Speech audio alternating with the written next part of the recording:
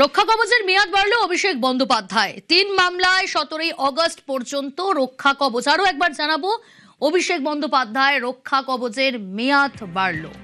রক্ষা কবচের মেয়াদ বাড়ালো কলকাতা হাইকোর্ট।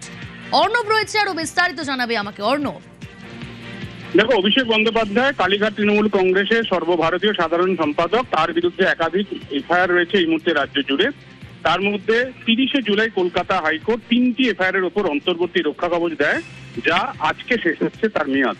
এই অবস্থায় মামলাটি শুনানির জন্য এলে বেশ কিছু টেকনিক্যাল কারণে অসম্পূর্ণ দেখা আজকে শুনানি, এবং 11ই আগস্ট মামলাটি শুনানির জন্য আসবে। 17ই আগস্ট পর্যন্ত 3টি থানা, আশুতি, কালীপুর, বিষ্ণুপুর এবং ভবানীপুর, এই 3টি থানায় যে রক্ষা কবচ কলকাতা হাইকোর্ট দিয়েছিল, অর্থাৎ তার বিরুদ্ধে কোনো কড়া পদক্ষেপ করবে না পুলিশ, এক্ষেত্রে সেই রক্ষা কবচের মেয়াদ 17 তারিখ পর্যন্ত আগস্ট মাসে বাড়ানো হলো। সব মিলিয়ে 5টি মামলায় রক্ষা কবচ এই মুহূর্তে কলকাতা হাইকোর্ট থেকে পেলেন অভিষেক বন্দ্যোপাধ্যায়।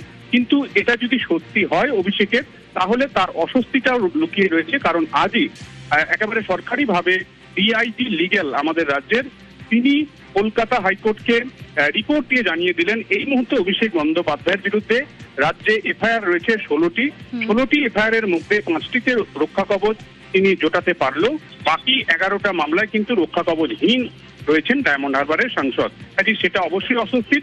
11 তারিখ আগস্ট মাসে এই মামলায় কি হয় সেটার উপরই নির্ভর করছে এই বাকি মামলাগুলির ক্ষেত্রেও অভিষেক বন্দ্যোপাধ্যায়ের রক্ষা কবচ আদৌ জুটবে কিনা। বেশ অর্ণব।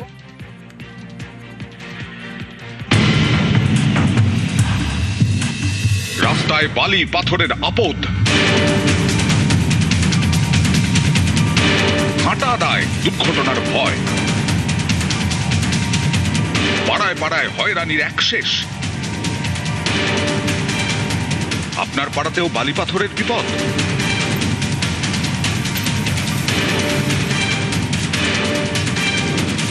হোয়াটসঅ্যাপে ভিডিও পাঠান আমাদের, এলাকার নাম জানান, আপনার নাম থাকবে গোপন।